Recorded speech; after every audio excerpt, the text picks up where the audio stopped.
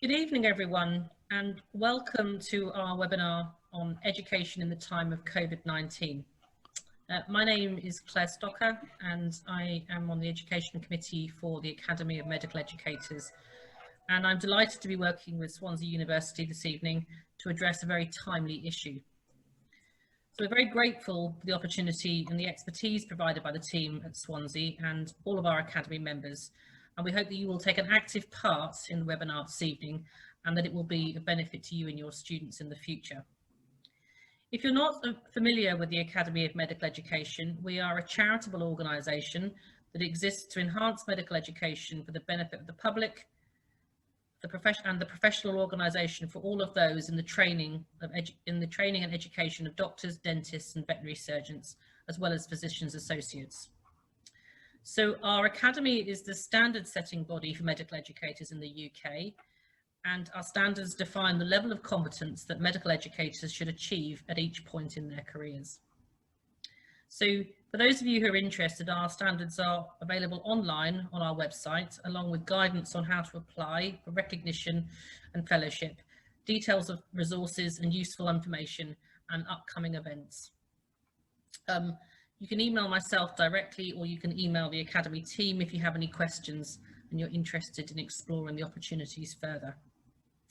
So just as a reminder that this evening's session is being recorded, and we will be placing an editable version from Swansea University onto the Academy's website. So I'd like to hand over now to Professor Newton, who is the Director of Teaching and Learning at Swansea University Medical School, to Dr. Jones and to Dr. Crew, who will be facilitating the session. So I hope you enjoy it. Thank you. Welcome, everybody, and thanks for that introduction. I'm just going to set up my slides on the background.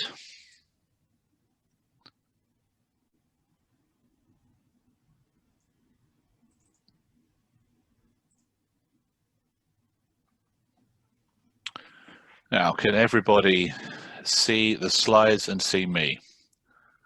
Somebody nod. There we go. Thank you, Jamie. Yeah. Hello. All right. Welcome to this webinar, and thanks again to the Academy for hosting it.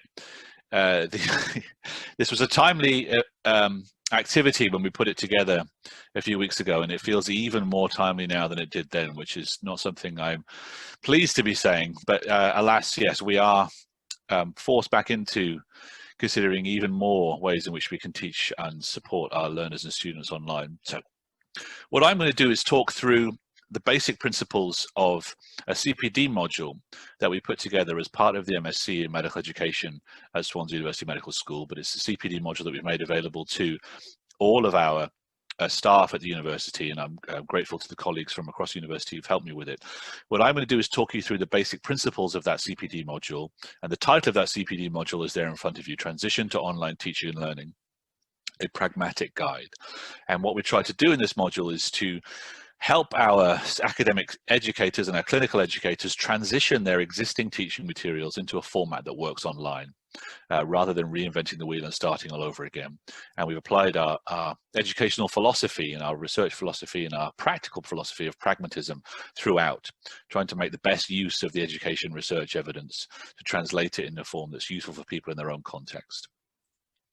So one of the pragmatic things that we did as part of the CPD module was to make sure that our principles had a useful and memorable acronym. And the acronym that we came up with was Totally Fabulous. And we promise all of you, if you follow the principles outlined in the acronym, your online teaching will be totally fabulous, or your money back. Totally Fabulous is the principles are just a way, as I've said, of transitioning your existing teaching into a format that's helpful for suitable for helping learners and trainees learn online. Now, one of the things I have to do is just wait for the chat message to fade so I can press the next button on my slides. All right, the total part of the Totally Fabulous acronym stands for Transition to Online Teaching and Learning, as you will have seen. And then what I'm going to do is work through the other elements of the acronym one by one and explain what they mean and how they're hopefully useful for transitioning teaching to an online format. The E is all about setting expectations. So lots of us over the past 6 months have got used to working, to learning, to living online As the new academic year starts and new groups of junior doctors and trainees start, there is still, however, a big job of work to do to set the expectations for online learning to people who've perhaps been used to learning in a face-to-face or a traditional format. So the first E in Totally Fabulous is about setting expectations. Explain what is expected to your learners, what they can expect of you and what you expect of them. And there's a need for that to be perhaps more simple, but certainly more explicit when you don't have that regular face-to-face contact with them that you might do under normal circumstances. E is also about engagement. There's a risk, particularly as we go back into more restrictive lockdown measures in various parts of the country, there's a risk that engagement or lack of engagement gets missed. And a big part of all aspects of learning, and a big part in particular of online learning under current circumstances, is making sure that our learners are engaged, and that recognizing that a lack of engagement can be a proxy for all sorts of other things that people might need support with. So when you're setting up your online learning, it helps to be able to set up your resources in a way that allows you as the educator to make sure that your learners are engaging, and you've got strategies in place for helping them if they're not. The F then is about facilitation. This is perhaps the biggest mindset switch when it comes to transitioning your teaching and yourself to being an online educator. People are used to learning online, even though they're also used to learning a lot in a face-to-face environment under traditional circumstances. A lot of the learning that happens, particularly with health profession students and trainees, happens outside the formal educational setting, particularly revision for exams and so on.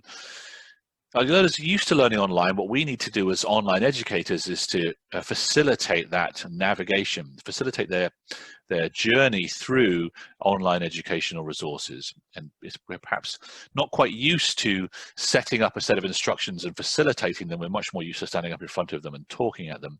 And this mindset switch to facilitation is one that we perhaps need to reflect on before we start our design of our online teaching materials. And that's just the message that learners are learning online already. The A, there's actually two A's, but I only put one in the acronym because we wouldn't want to ruin a good acronym by putting two A's in the middle of it. The first A in Totally Fabulous is about asynchronous learning. And this is what lots of us think of when we think about learning online. Asynchronous basically means that the learning happens in the learner's own time. And we, as the educators, set up activities and resources for them to work through in their own time, rather than having a more rigid timetable. Everybody's together in the same place doing the same thing at the same time. There's a lot of good reasons why we need to build in opportunities for asynchronous learning, digital poverty being perhaps the most salient at the moment. Not everybody has access to good Wi-Fi and a good device at the right time to engage with a live teaching session like this one. So if we record it and we make it available to people outside of the live timetable slot, then that's to everyone's advantage. Now, there is a place for live teaching. I'll come back to that later on, but we do need to make sure, even where we are delivering live teaching sessions via Zoom or whatever the means may be, that we record it and make it available to people to engage with outside of the timetable. A also stands for activities. This is, like many of the components of the acronym, a really hopefully useful and important part of any type of learning design. But it's especially important when teaching online. Lots of medical school, lots of preparation for specialty exams, lots of veterinary and dental school is about lectures, particularly in the early years. Lots of days spent in lecture theatres in engaging and active lectures, but still, nevertheless, they can be lectures. And that sort of format really doesn't translate very well to the online format, as anyone who's had to spend all day in Zoom can attest. And if you're spending all day in Zoom watching lectures online, it very quickly becomes a less than ideal learning experience. So one way to break some of the difficulties associated with that is to build in activities. And there's lots that we can do as educators to build in activities to online learning activities. It doesn't, to online learning experiences, I should say. Simple things like getting students to write multiple choice questions for each other using one of the myriad of online testing formats that's available is a really good way of making online learning active. And there's a lot of good evidence to show that it also facilitates and enhances learning as well. The B stands for bite size. So there's a lot of literature on the human attention span, and the basic punchline of that literature says human attention span is pretty short. We have a limited capacity for processing new information in real time, and that can be even trickier when we're learning online. And one way one strategy to deliver to account for that is to deliver learning in bite-sized chunks. So if you've got, say, a 50-minute lecture, just recording it in 3 15 to 20-minute chunks can make a big difference. If you've got some clinical skills activities, breaking them down into chunks where the learner can see the short-term goal of success within a learning session rather than, say, within 2 hours or within an afternoon or within a curriculum. We're used to thinking about learning happening along a semester or along a term or along a rotation throughout specialty training. It helps to break that down when we're teaching people or people are learning online and we're helping them learn online. Organize a weekly cycle of activities rather than a termly cycle of activities, and build in, as I said, short activities like answering or writing MCQ questions. The U is perhaps the most contentious of the components of the acronym. A lot of us are concerned about having to rewrite our online teaching activities into a format that works online. The U is really to say you can use, first of all, your existing teaching materials. You don't have to start again from scratch. And even where you've got existing teaching materials that are going to require a lot of work, let's say you've got a lecture that's got lots of animations in it or external links, or you don't have yet a lecture, you're new to teaching a particular topic and you're having to start writing your teaching materials under conditions, as we all are, where we've all got a lot of extra work to do, it's fine also to use other people's content. I'm not talking about stealing people's USB sticks or laptops and nicking their educational materials, but if you go on YouTube or a lot of the medical and clinical education resources that are available to lots of us now, things like Clinical Consultant Capsule, you'll find a lot of really good resources for clinical teaching. And it's fine to use those. There are going to be conditions where you need to acknowledge the person who created them, the same way you would if you were using somebody's ideas in an academic paper. But if you're going to use other people's materials for, say, the content, then it gives you a lot more time to develop the activities that we talked about earlier. And all of that is fine. Everyone will understand, including your students and trainees, that we're working under difficult circumstances. And if you ask people to watch a video on YouTube of a clinical presentation rather than making a video of your own, that's possibly the most pragmatic and best use of your time.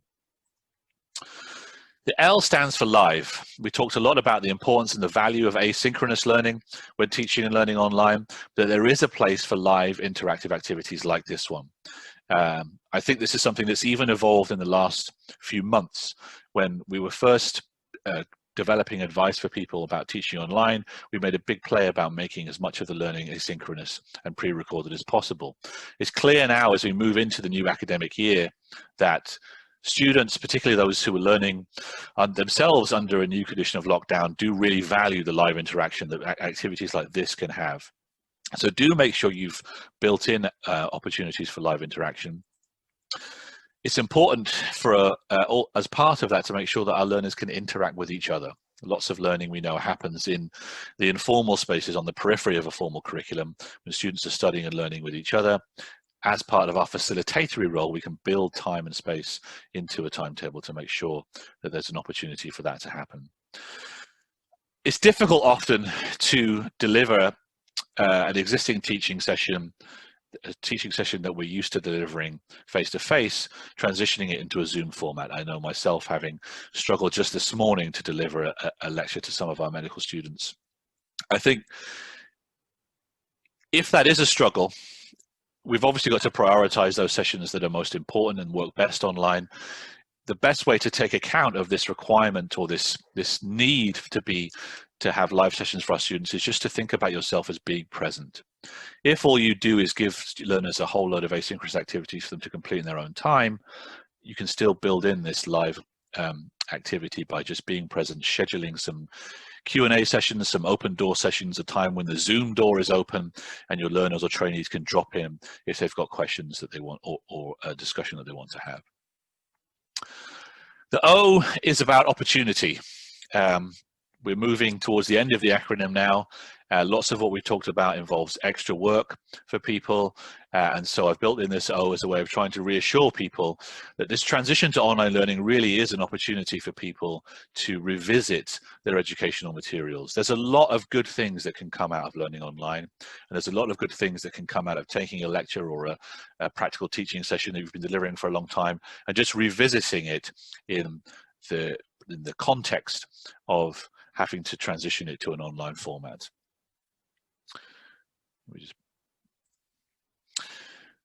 Once you've built your online educational resources, particularly if they're asynchronous, then you can use those resources for many years to come. Once it's done, particularly if you've been able to spend the time to do some of them well, then once you can use them again repeatedly over future years. U is another component that's really important for all teaching, the one that we're all rethinking in light of COVID and online teaching. That's about the need for inclusivity and accessibility in our teaching materials.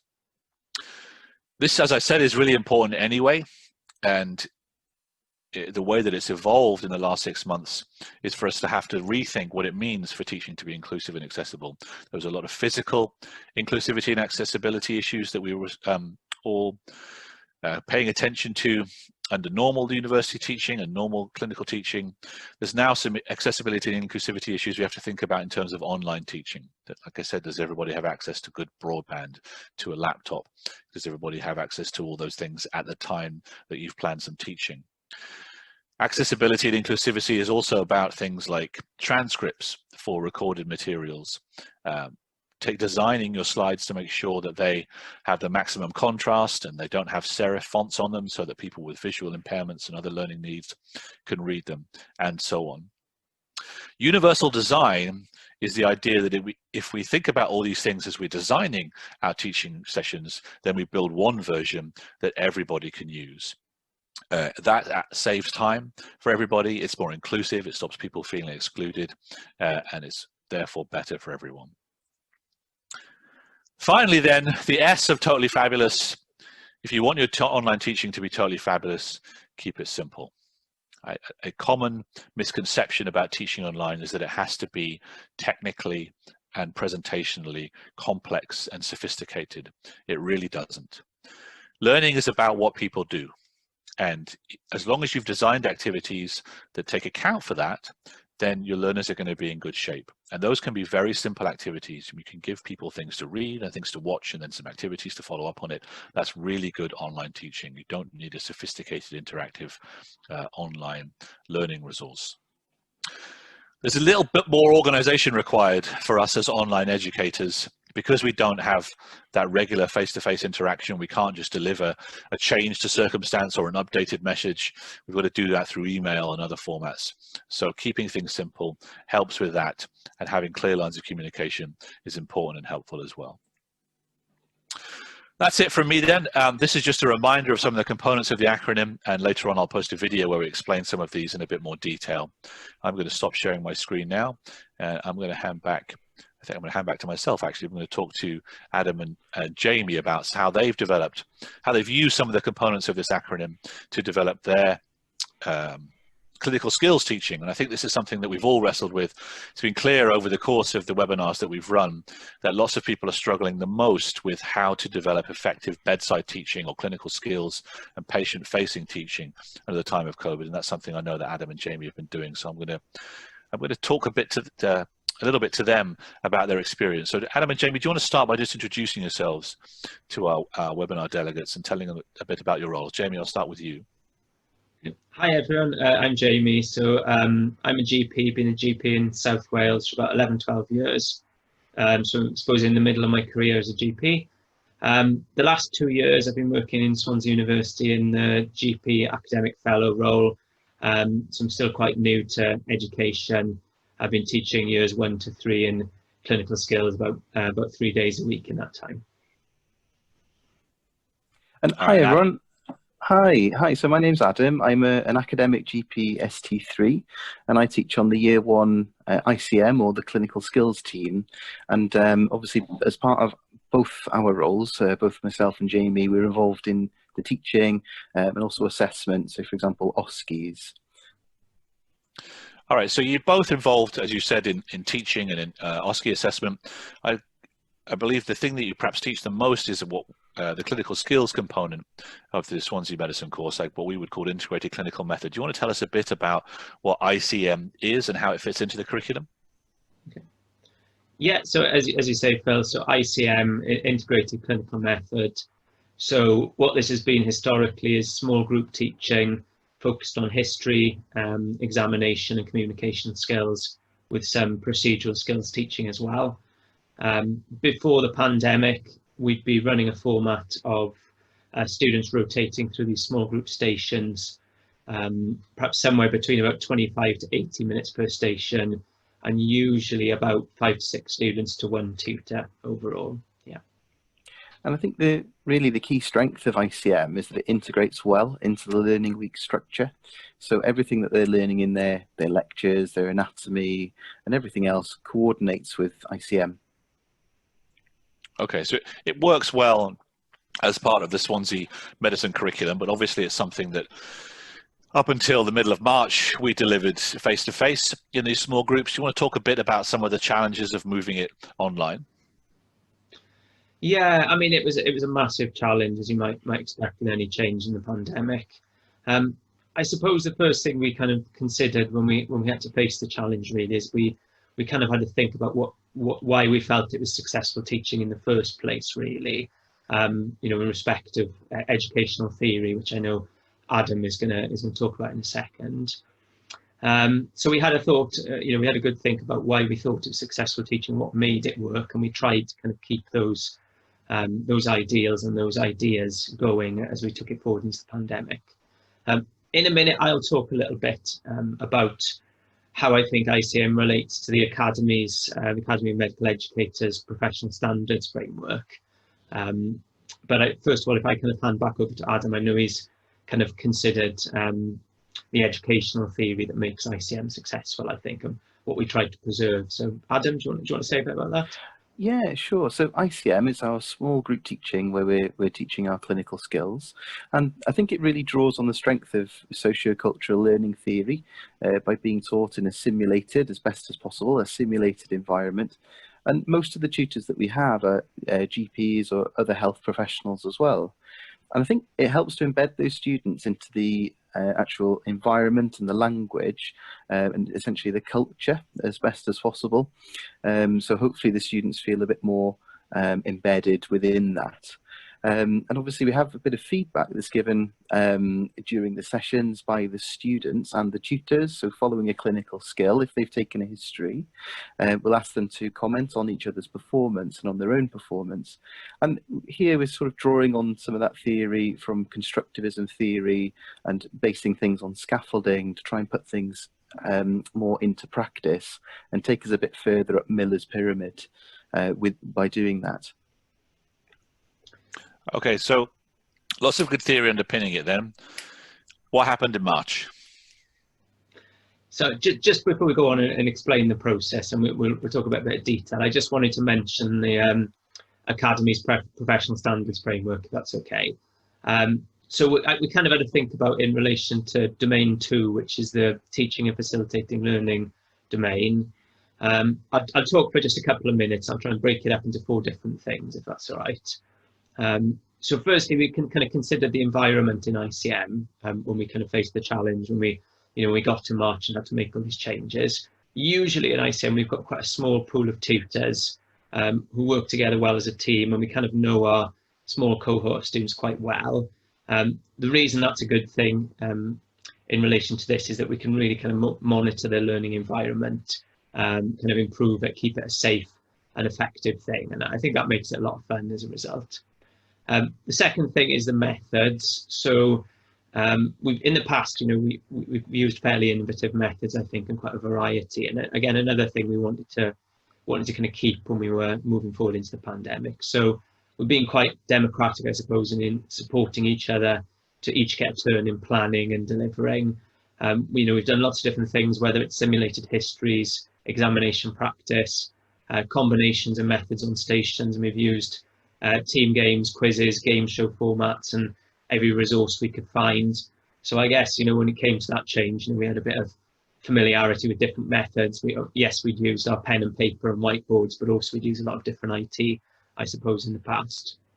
The third of the four kind of areas that we kind of think fit with the professional standards framework is a kind of self-awareness, hopefully as tutors, and also trying to promote that in our students. The students, evaluating writing all the sessions normally, and we all kind of consider that feedback very carefully from the midway point of the teaching day and amend all the stations. That's all been done in the past in a kind of a team way, in a democratic way again.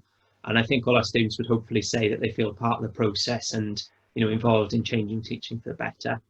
The final of the four things relating to the teaching facilitate learning domain is the use of reflective practice, I think. We tend to focus all the teaching on the students getting immediate verbal feedback on their performance, and we try all as tutors to follow good feedback practice and involving the students in a two-way feedback discussion. So hopefully this has its effects, and I think in terms of reflective practice as tutors we'll always try and incorporate examples from our own practice and our reflection about this. So hopefully all those things are things we wanted to promote. I guess we can move on now to talking a bit about the challenge overall. We're going to do a bit of a presentation in a moment, and Adam's going to go into some detail about how we went about things and the changes we made. As I've said, we wanted to keep that educational theory at the forefront of our minds. We wanted to keep the professional standards framework as the forefront of our agenda, I suppose.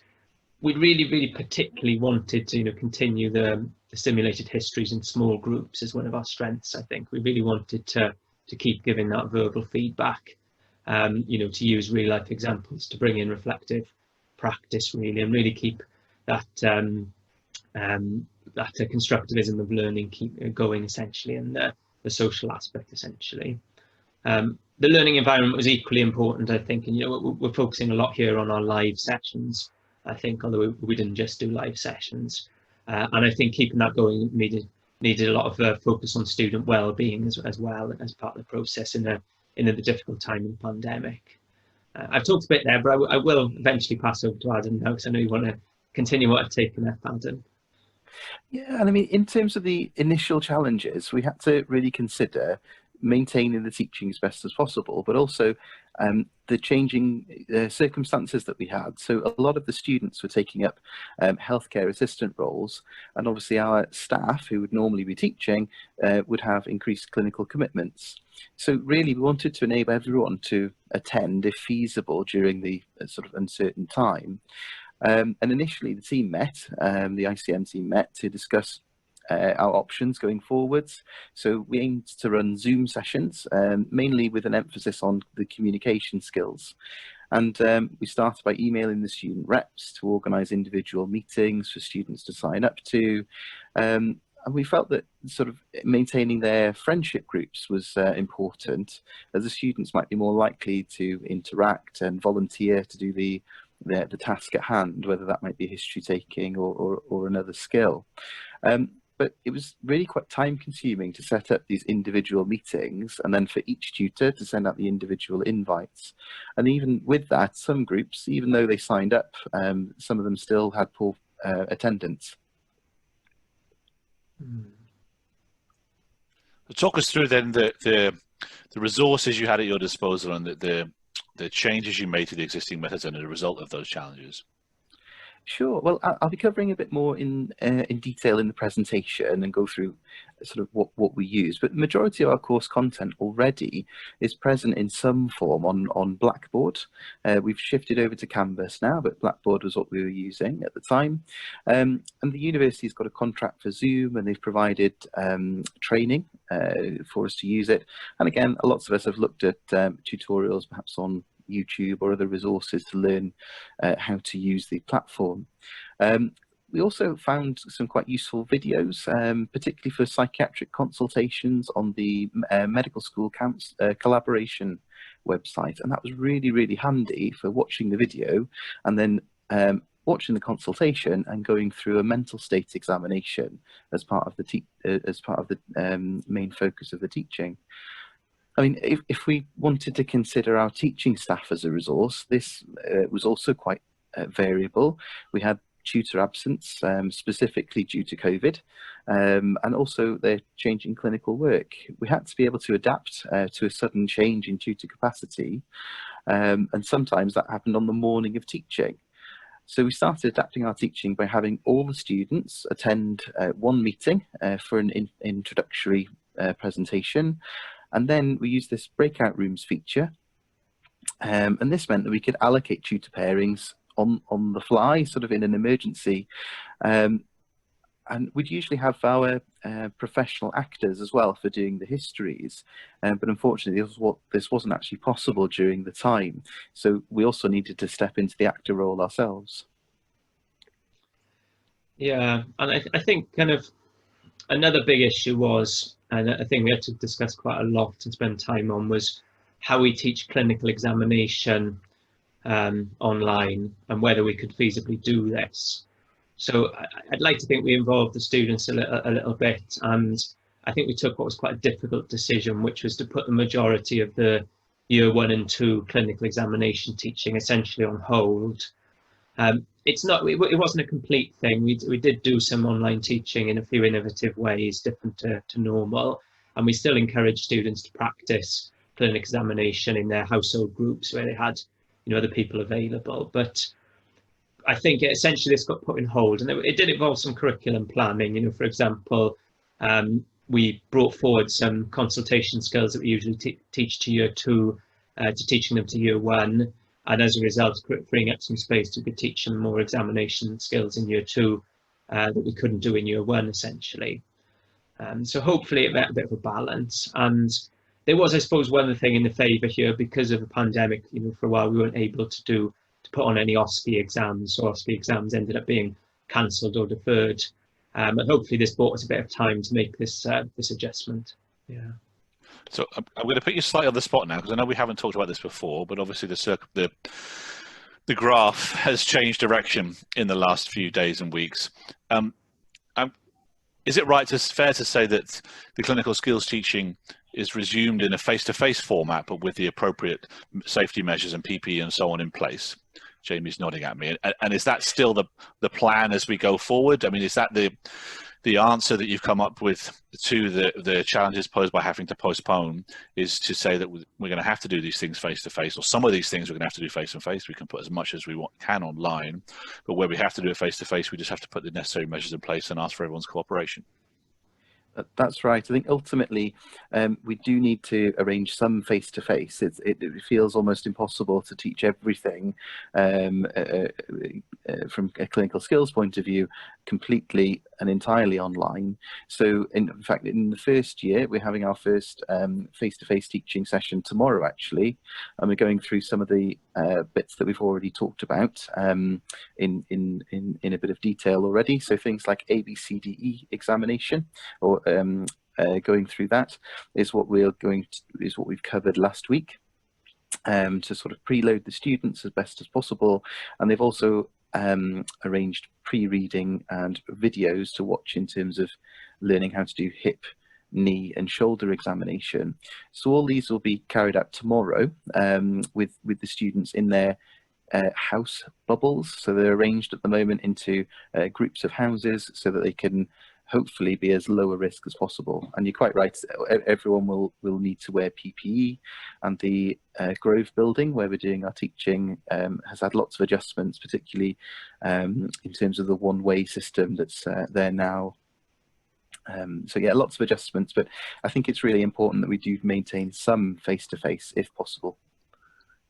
Okay, we had a question in the chat from Christian about extending the duration of study of the student. I think that's an important point, and maybe we can discuss that as part of our breakout groups in a second. I just wanted to finish our little discussion by asking you about the feedback you've had on the online teaching that you've been doing with regard to clinical skills. I know you're going to give us a presentation where you talk about that in a bit more detail, but just give us a sense of the overall flavour of how students have responded to it. Yeah, I mean, I think as I said in the past, we've always had written evaluation of every session, and we had to find a way to translate that. But we managed to collect written data through the amended method, and very happy to know that it was generally positive. As I say, yeah, I will talk about it later on in our presentation, but I think it seemed like the students highlighted the social element of the learning, both because it was effective, but also, you know, in a period of loneliness and isolation for a lot of people, students included, that it was a, you know, positive thing in the week on many occasions. Hopefully we got the balance right most of the time, and I think a lot of the students were generally fairly pleased. I think that we managed to provide a fair bit most of the time. Yeah. All right, do you want to share with us then your presentation or describe some of this in a bit more detail, and then after that we'll go into breakout groups and discuss our own, share some of our experiences and suggestions for how we might do this going forward. So I'll hand over to you. No problem. I'll just share my screen.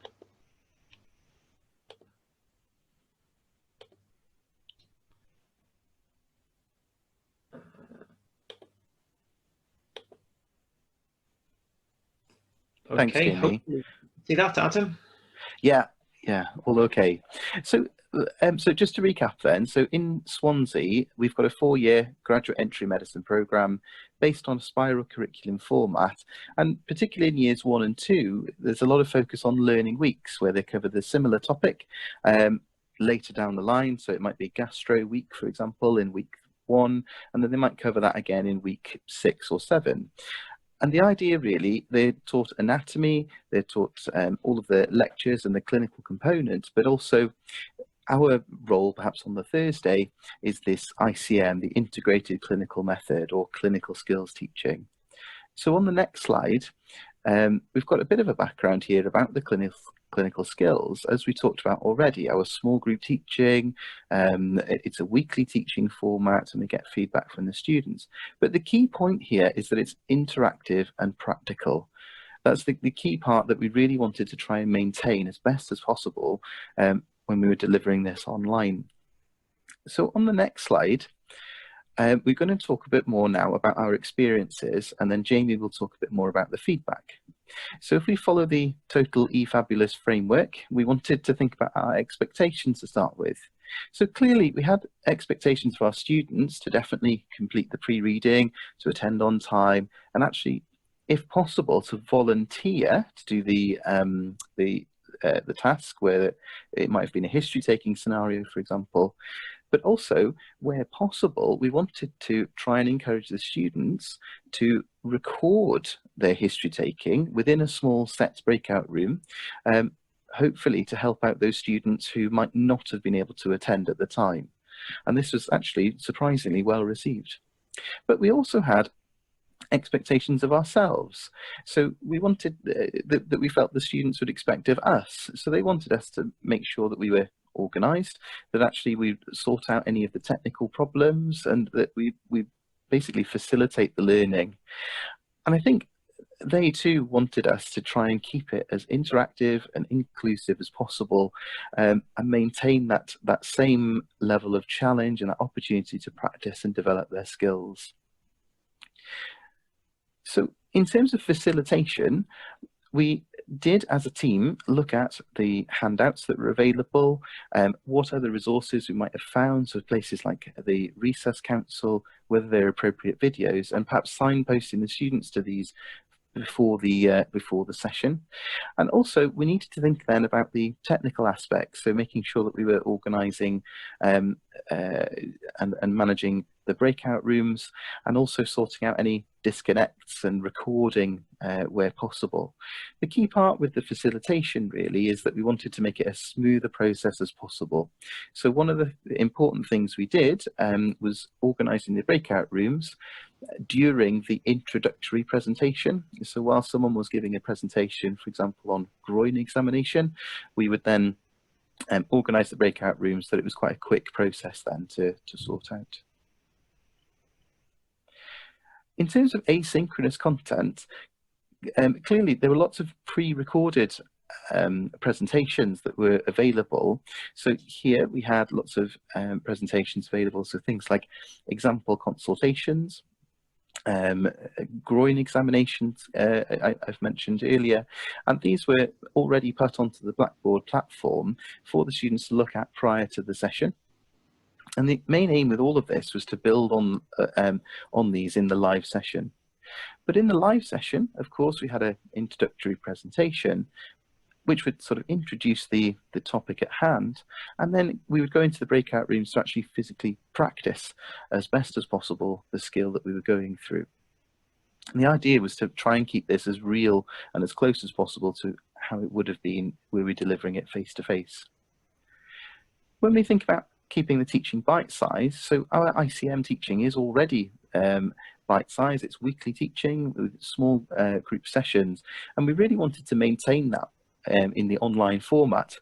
We were wondering as well in terms of how long the sessions should be, but actually I think we all found that any more than 2 hours, we definitely started to lose engagement with the students.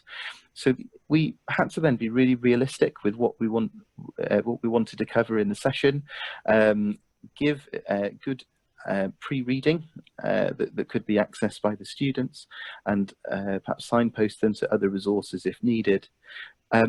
And really to really focus down on what you wanted to cover in the session. So, for example, if the focus was mental state examination, to then briefly talk about it and then go into the breakout rooms to practice the skill.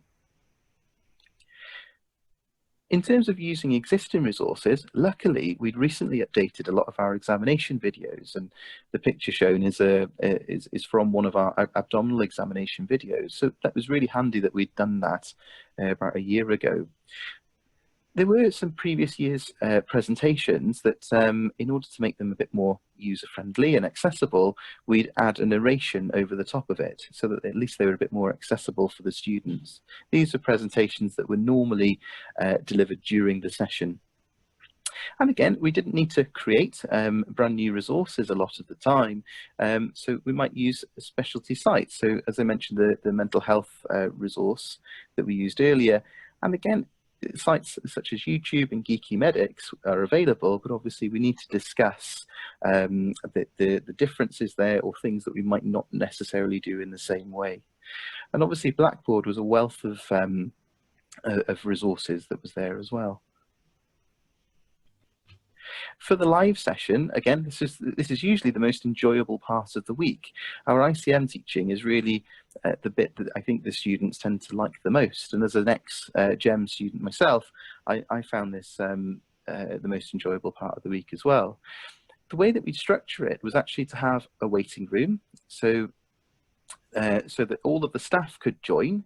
We could divvy up the pairs and discuss between us if there were any last minute changes, or if there was anything that we wanted to check before the session started. And then we would let all of the students in. We'd have an introductory presentation to outline the new concept, and then we'd split out into the breakout rooms, usually with paired tutors.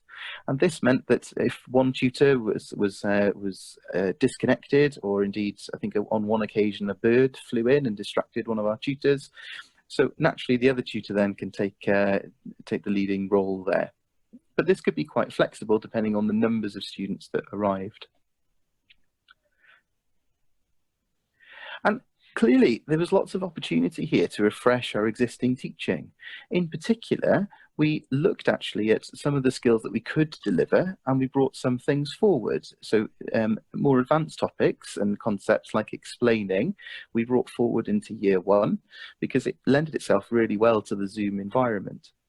We were also able to give a bit more detailed feedback to the students. We felt we had a bit more time, we could delve into it in a bit more detail. And also we started developing online session feedback. Usually we'd have written feedback, but we developed a new session via the Lime survey, I think it was. And obviously we could then review some of our asynchronous content. So it was a really good opportunity actually to look at what we were teaching and adjust accordingly.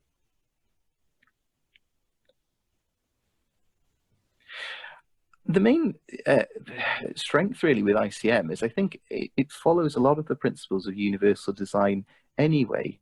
So of course the asynchronous side, we narrated our PowerPoints, we signposted to resources where we could. But for the live session, we aim to keep this as interactive as possible. And I think the small group sessions definitely allowed that to work a bit better. And so students felt a bit more able to get involved and actually practice their skills. We'd usually record the introduction, and where possible with consenting students, we'd record the breakout rooms. And I think this was really important, particularly for those students with awful bandwidth who were not able to attend the live session. And this was, I think, a much more helpful way of delivering that content to them. There's also the facility to generate subtitles that's available within Zoom. And this was obviously something that could be quite useful for those students, perhaps with a hearing impairment. Then, in terms of keeping things simple, it was three main areas that we needed to consider really in keeping it simple. We need to make sure the organisation was straightforward, the admin sign was taken care of, and the session was structured appropriately. So on the next slide, we've got an example here of how we started to set up these sessions in terms of emailing the student rep. The students would then sign up to a session on Google Docs. Individual tutors would then email the students, and the students would attend in those groups. But as I mentioned, sometimes it was either poorly attended, or there might be someone disconnect, and then the group wouldn't necessarily work. But now, we use a single Zoom meeting, which is announced on Blackboard, or the new Canvas system that we've got now, with a waiting room feature. All the students attend. We can then give an introductory presentation and then split the students, depending on how many are there, directly into the breakout rooms. And I think this has really revolutionized the way that we've delivered our teaching. It's made it a lot more simple and straightforward, I think, for all involved. And it's allowed us to maintain the same feel that we would have with ICM. Otherwise, I think we'd particularly miss that introductory presentation. And in some of the other areas, of course, we need to think about organisation, so random groupings, nice and simple. The structure of the session, we didn't want it to be too chaotic. We didn't want to be going into breakout rooms, coming back, readjusting, going back into the breakout rooms, because that can make it really distracting, I think, for the student. It's also important, I think, to have someone, if possible, to do the administration. So whoever the tutor is that's presenting, you can have a Zoom host that's separate to the tutor to organise the breakout rooms to make it a bit more of a streamlined process. The other thing as well, there's lots of features that are available, things like the screen share that we're doing now, showing a presentation, making sure that we tick the audio, share audio button. But also there's whiteboards, polls, but I think the key thing is less is more here. It's very easy to get carried away, I think, with lots of these additional features. But if we perhaps focus on what we think will really actually help the students, I think that's a key feature there. So I think on the next slide now, I'm going to hand over to Jamie, and he's going to go through some of the student feedback that we received from the sessions. Thanks, Jamie. Thank you, Adam. Thank you for talking us through that. So yeah, I'm gonna talk for a few minutes now about the evaluation we got from the students on the teaching we did during the pandemic.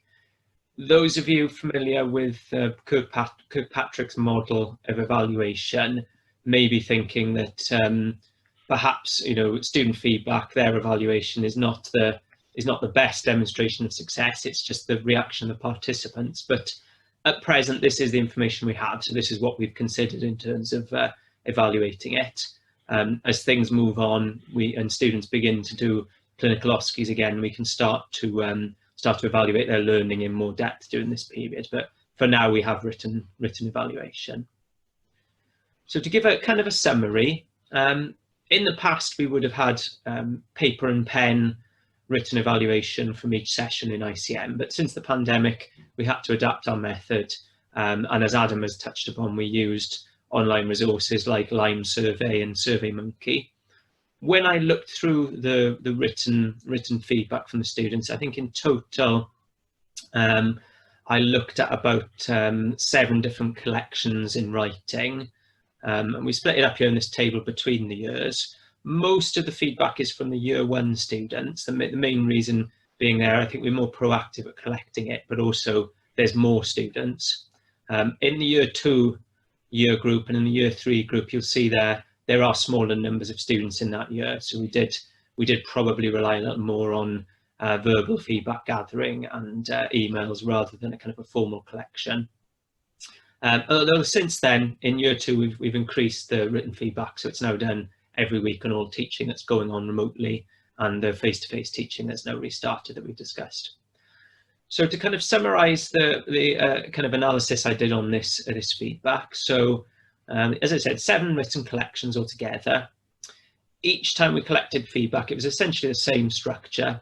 We'd ask for feedback on the delivery of each individual session, on whatever topic that might be, but also we kept asking the students for their overall impression. So what was their impression of the online delivery of ICM in general? In total, I had 124 responses from students to look at, although I can't tell you, unfortunately, how many students that involved.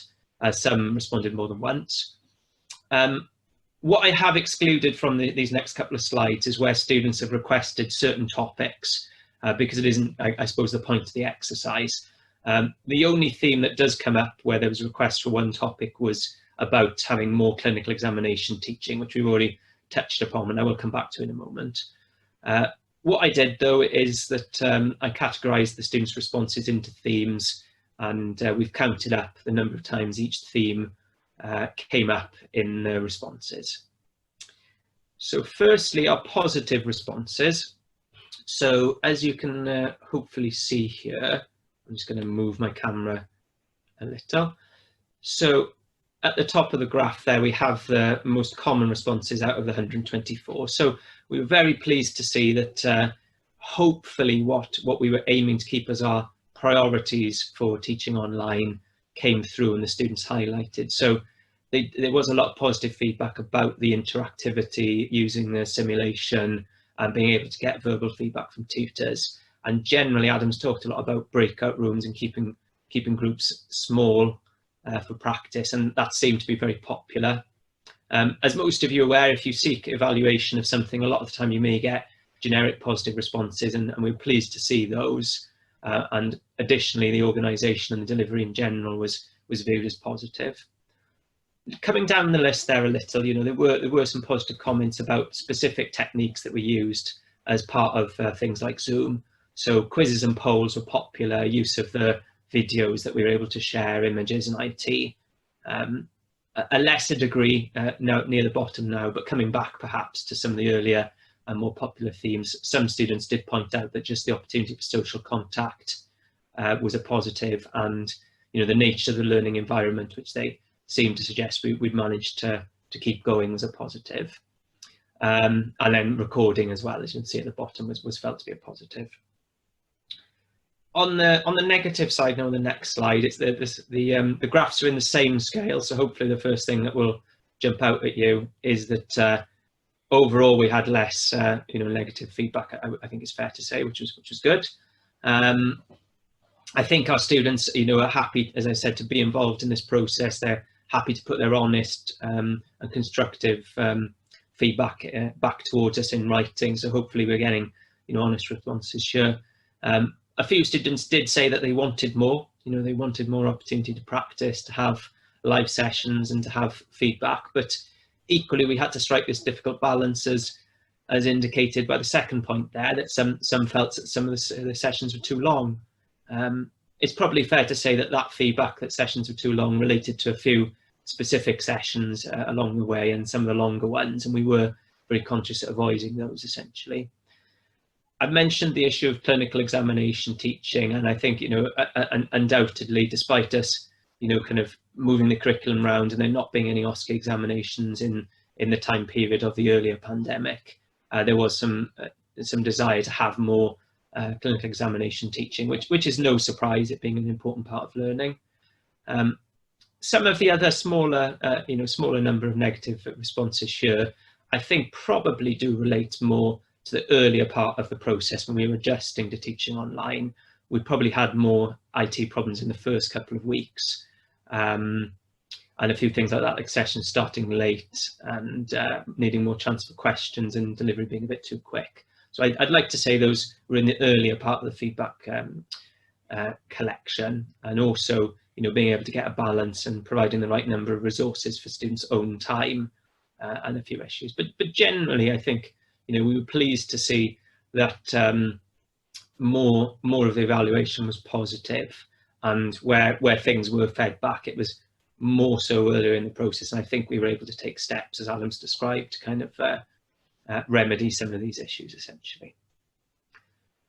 I think that probably concludes our evaluation there.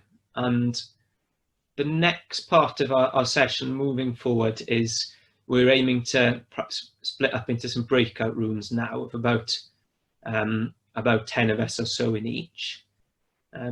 This is now everybody's opportunity to kind of discuss some of the issues we've raised a little, you know, and you know, see how the pandemic has been a useful experience in terms of adapting teaching for each of you, and how we can hopefully take some of the learning from this session forward as we continue, you know, in an altered situation of teaching. I'm going to put this next slide up on the screen because this is some suggested activities for each of the breakout rooms. Hopefully you can all see that okay. We're hoping that you'll be able in your groups. I think, okay, so what I was going to say about the breakout rooms, I'll leave these on the page. I'll leave these on the screen for a moment because you might want to kind of just have a little read through them. So, and I'll put together the breakout rooms because I just need to press a few buttons and organize a few things. So if you're happy to, we were going to kind of ask you to kind of identify a key challenge that you faced teaching wise, discuss an example of how you yourself had to adapt your teaching, and then if you can identify something you've learned from this and work out how you might be able to incorporate it into future practice, if that's okay. So I'm going to slightly go a bit blank of face while I just organise the breakout rooms. Whilst Jamie's organising the breakout rooms, during the breakout rooms, it might be worthwhile if someone can nominate themselves as a speaker for the group, so that when we come back to the main and we discuss it in a bit more detail, hopefully we can have one person give your group's findings.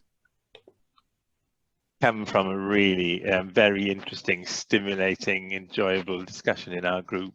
So we were divided up into groups, and I hope every good groups appointed a spokesperson. I have to say I had to be very firm but fair with my group before anybody volunteered, but somebody kindly did in the end. So with that, Adam, is there somebody from group 1? Yeah, we had Andy. That's us, is it? Yeah, okay. We'll hand over to Andy. Okay. A different Andy. Different Andy. Just to confuse everyone. Thanks very much. I think the first thing we highlighted is one that's really important is actually the connectivity issue. So we're all sitting either at home or at work trying to connect to various bits of Zooms. One person talked, they were working in Kenya, and even getting on the internet to teach postgraduate study was very difficult. So lots of students didn't even have access to the internet to be able to do all of the remote learning. So that really highlights that we do take for granted that people have access to the internet, but that is clearly the key to remote learning, is that all of our students can get on the internet. Someone mentioned that it's not all about the teacher, it's about the learner. So we must always focus on the student at the centre of everything that we're doing. We talked about assessment and how to assure it, and that's raised an interesting thought for me, really, because it is quite difficult to assess people over Zoom. We rely so much on tactile activity for GP examination skills, particularly dermatology. Someone spoke about that. How do you teach something and assess something where you need to really be hands-on? You end up using photos, you end up using iPhones, and it becomes quite difficult. We talked a bit about using video consulting for GP.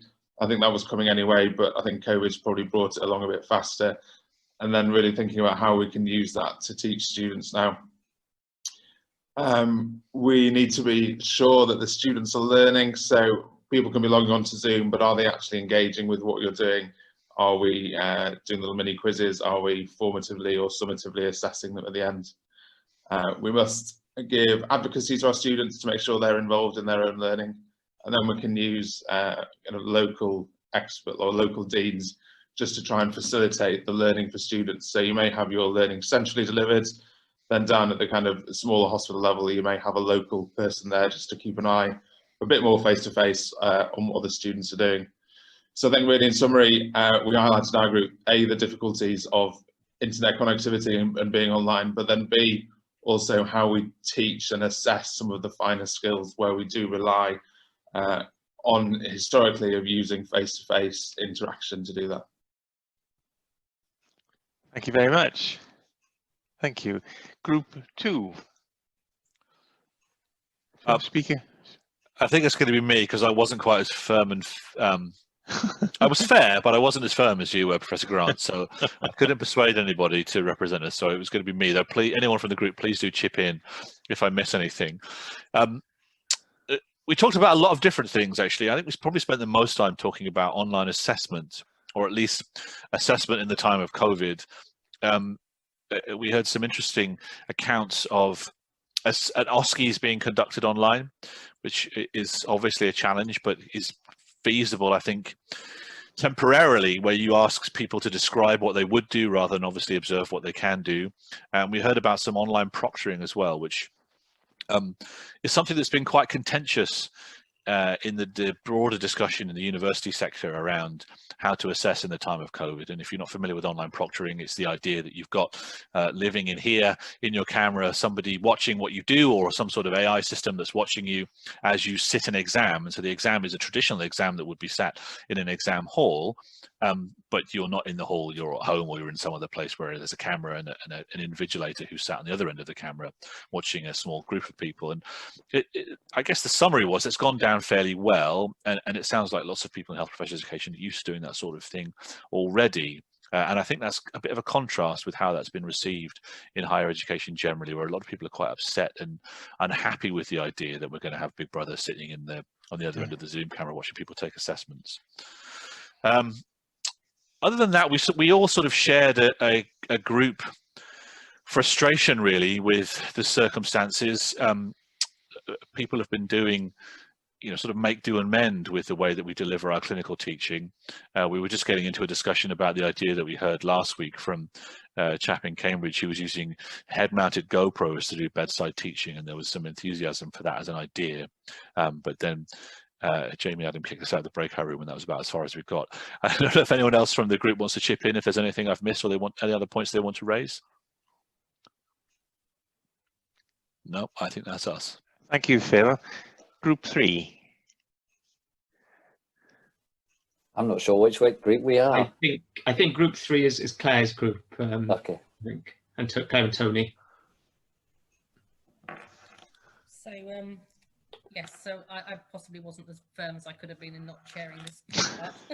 But anyway, but I mean, our group sort of shared the similar challenges in terms of upskilling our schools quickly, and actually realizing that actually some of us, we needed to teach together to manage sessions plus manage chat to keep that interactivity going.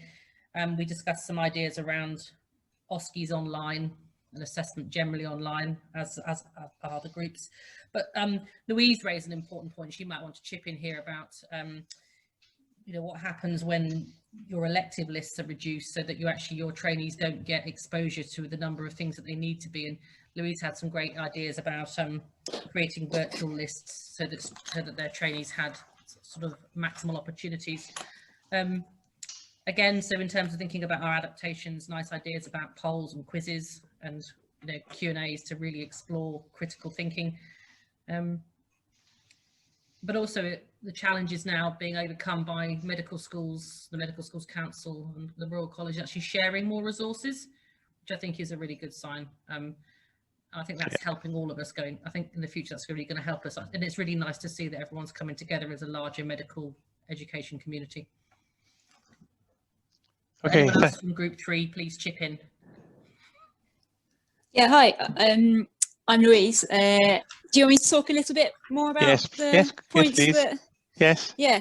So I'm on my phone, so I think I've managed to get a camera. Hi, I'm Louise. Yeah, we can see you. Excellent. I'm an anaesthetist, and we were talking about the challenges of our elective operating going down and how we continue to train our anaesthetic trainees up in both the skills and also keeping up to date with their assessments that they need for their annual ARCPs. And one of the things that we started doing was virtual lists. So one consultant and maybe 2 or 3 trainees, they would make up patient demographics and past medical history and talk through operations and use it as like a case-based discussion, really, and pull out any pertinent points and any specific learning points that those trainees might need from a specific list. And the feedback from the trainees was really good, and they found it helpful from both an education point of view and also still being able to get through that long list of assessments that they need to get done. Wow, thank you very much. Okay, group 4. That's our group. I That's think Russell is primed and ready. No, Yeah. clearly I didn't take a big enough step backwards and leave Jamie in the lurch. So I volunteered. So I think a lot of the similar things came out in our discussion. We had some interesting, almost sort of meta level thinking about how unprepared we felt as educators in moving over to teaching online, and there's quite a lot of reluctance perhaps from some people feeling they're not prepared or skilled enough to be able to move their teaching to working online, and perhaps recognizing a need for educating both the students and ourselves in how to make the best use of online teaching. We spent a fair bit of time talking about sort of setting expectations. I think one of the challenges I felt personally and other people in the group felt is that lack of feedback when you're talking to a screen. It's quite hard to read the room when the room is either nothing at all or videos. So we talked about sort of maybe setting ground rules at the start of a session, making it quite clear that we want people to leave their camera on as much as possible unless they have to turn it off for a reason, and sort of encouraging engagement. And we shared some pain about sort of the occasions where you might ask a question and not get a lot of feedback, and sort of there's a mixture of opportunities and benefits. Sometimes the chat box was seen as an opportunity perhaps for people who might be a bit reluctant to turn on their microphone and speak out loud. The chat box does allow you to interact and ask questions in a slightly more considered way, so that could be a positive. But on the negative side, it can be rather easy just to sit quietly and not turn your microphone on, and sometimes getting that engagement, getting people enthused in discussion can be a bit more of a challenge. So yeah, I think we shared some pain and shared some good ideas, and really I think we're all going to go away perhaps with a little bit more thought about setting those expectations at the start to encourage engagement. I'm sure there are other things that I haven't picked up on that other people in the group might want to add to what I've said. Thank you, Russell. Anybody else from group 4 want to add anything? Adam, do we have a group 5? There's 4 of us this time on this occasion. Yeah. Okay, 4 groups. Okay, well, in that case, what I'd like to do is to throw this open for anybody to chip in. I feel the need to summarise the discussion we've had here, which is very interesting, very highly hands-on, a number of people discussing how they experientially have grappled with this problem in their setting, in their environment, and come up with the solution that's best for them, and then looking at whether it worked or not. I'm just so impressed with how hard-working and original this situation has produced within education. We had a topic that came up in our conversation, which I felt was that's not specific to coronavirus at all, or indeed, but it was about the sort of very nature of learning itself, and whether it involved learning between, and the fact that we in higher education are charged with the business of supporting and helping our students to learn rather than teaching them. And I think that's interesting that's thrown up by the struggles of this current time. So ladies and gentlemen, if you want to say something, either you can put it on the chat, or you can raise a hand. If you raise a hand, to raise a hand, you click on participants, and then there's a blue hand at the bottom left-hand side of your screen. If I'm not noticing you, just wave madly, and I will bring you into the conversation.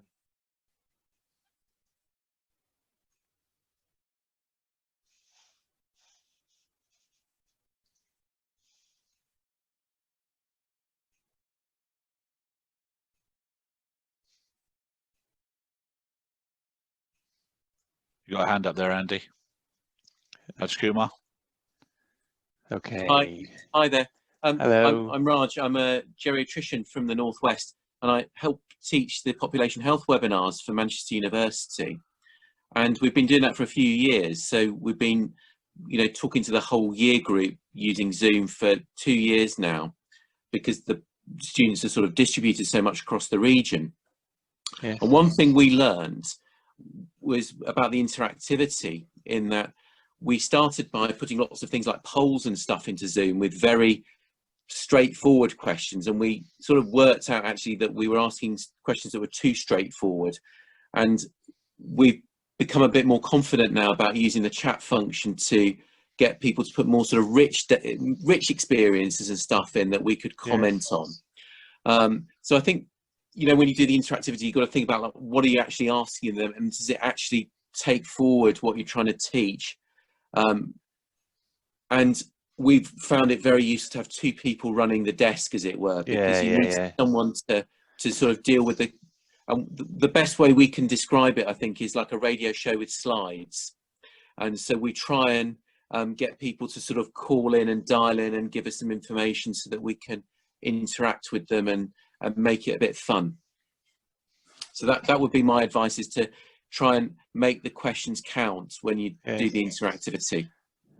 Okay, we have two more raised hands. My pronunciation is not great, but there's somebody who has Peru, I think, in their username, possibly. Yes, this is Michan Malika from Peru. And thank you very much. I just have one question and one something to ask you. Well, the first one is, how are you managing, if there is any, mental health issues or stress management among your teachers with this online learning? And the other, please, I will ask you, it would be very great if you share something similar for the assessment of online. I mean, Kirkpatrick 3 or 2 or 3 level. No, thank you very much again.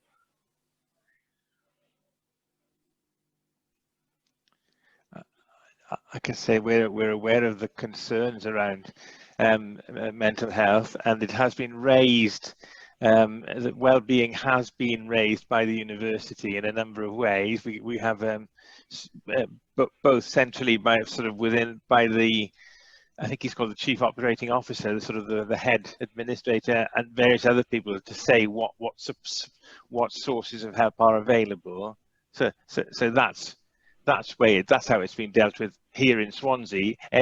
To recognise from a high level within the institution that there are reasons why during this epidemic people's mental health, university staff mental health might be more of a problem than it might be at other times, and listing sources of support. And I'm going to ask somebody else to deal with the assessment question, and Jamie's raising a hand. I wanted to say about the mental health, because we were planning to cover it in our presentation earlier, and I had to think about what I learned from the pandemic and how it affected my colleagues' mental health. And I think what I took away from it was, normally in the workplace, we all have those subtle ways how we can kind of check on our colleagues' well-being, via kind of a discreet chat, or in a very kind of not an overt way, and trying to do that when you're all miles apart is quite a tricky business. And I think the whole concept of the gentle kind of inquiring message rather than a chat was something I suppose I was trying to kind of get the hang of, and see how my colleagues were and how they were managing the situation. I think we started to get a feel for it, and I think Adam touched upon, you know, the idea that we would start Zoom meetings 30 minutes early, you know, to plan a bit. But a lot of that, I think, was checking on each other's well-being, I think, at times. So I think there are strategies, and I think they're very much a learning kind of a learning point, hopefully, of something that we've got better at, I think. Yeah. Virtual afternoon tea is something I can thoroughly recommend as a mental health intervention. You just choose a time and a place, and if you're close enough, you go and leave a parcel of cakes on your colleague's doorstep. If you're too far away, they have to buy their own cakes. But you sit and have your tea and cakes together on Zoom, and I can really recommend it. So perhaps I can just say, so what we're doing at Aspen is we're doing drop-ins with staff 3 times a week, just for half an hour, 45 minutes, just to check in about, you know, pressure points. But we're trying to pair up in terms of our teaching, so that if you are delivering online and you're not so comfortable with the tech, we're paired up with somebody who is pretty savvy. Yes. I think that does help to take quite a lot of anxiety out of the system. Yes. It does for me anyway. Not me, yes. Okay, thank you.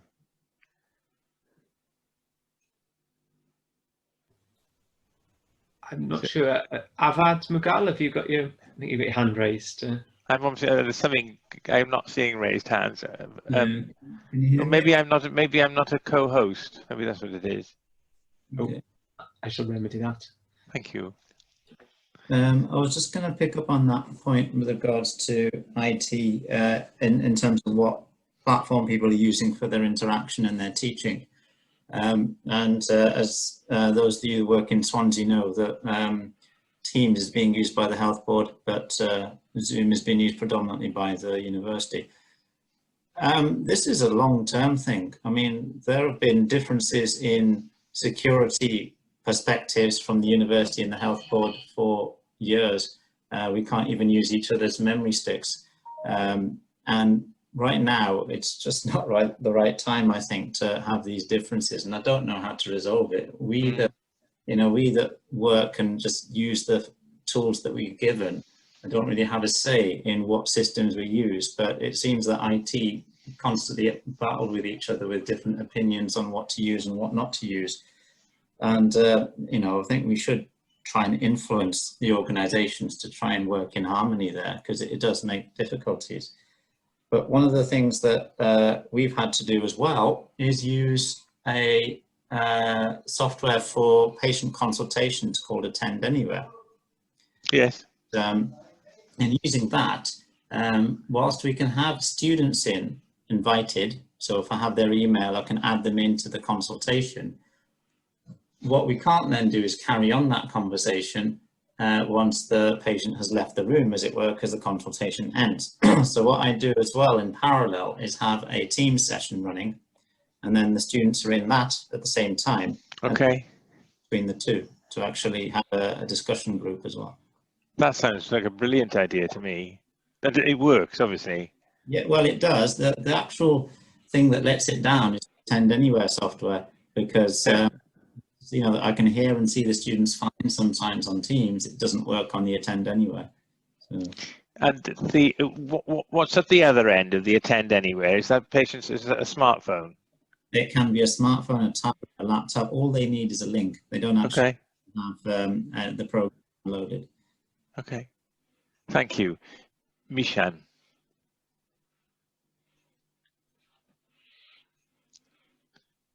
Mishan, you've got a hand raised? And you're muted. Sorry, it kept, sorry. It's all right. Go on, go ahead. I think we've already heard from Michan. I think he was the gentleman that spoke before Avad. The hand raised sticker has stayed on. Okay.